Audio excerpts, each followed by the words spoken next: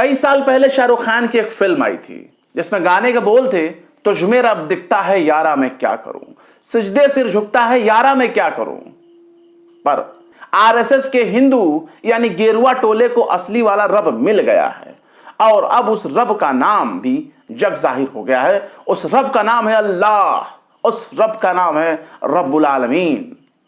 शायद आपको यकीन ना हो, पर आपको बाकायदा रामलीला के मंच पर भी अल्लाह को याद करने वालों का एक जमावड़ा नजर आ जाएगा। पतली कमर, लंबे बाल, हाय रे अल्लाह हुस्न मेरी उम्र 16 साल।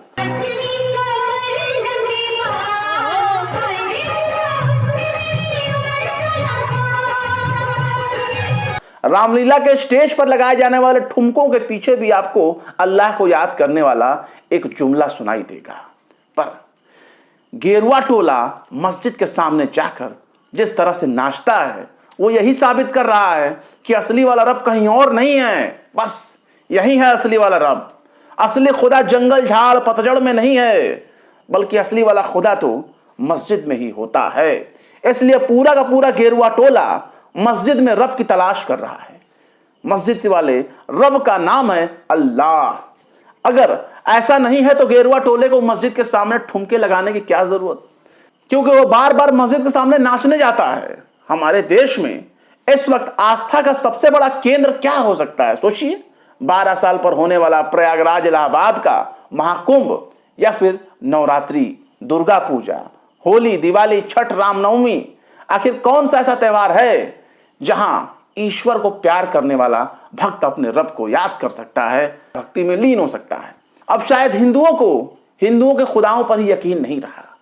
शायद इसी का नतीजा है कि अब हर हिंदू त्योहारों पर देखने को यह मिल रहा है कि गेरुआ टोले की एक भीड़ मस्जिद की तरफ टूट पड़ती है। इस तरह की घटनाओं को हल्के में लेना ठीक नहीं है।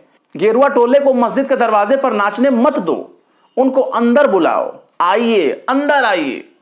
अगर मस्जिद से आपको इतना ही प्यार है तो खतना करवा लीजिए।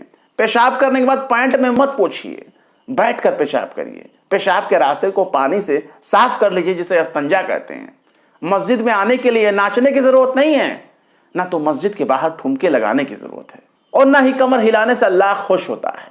बल्कि मस्जिद में आने के बाद तुरंत वजू करना चाहिए, फिर 2 रकात नमाज शुक्राना पढ़ना चाहिए, ताकि अल्लाह का शुक्र अदा किया जा सके कि अल्लाह तेरा लाख लाख एहसान, जो तूने हमें जिहालत और अज्ञानता के अंधकार से बाहर निकालकर मस्जिद के दरवाजे पर ला दिया। तूने हमें मस्जिद में दाखिल करने का हक दिया, तूने हमें मस्जिद में आने का हक दिया।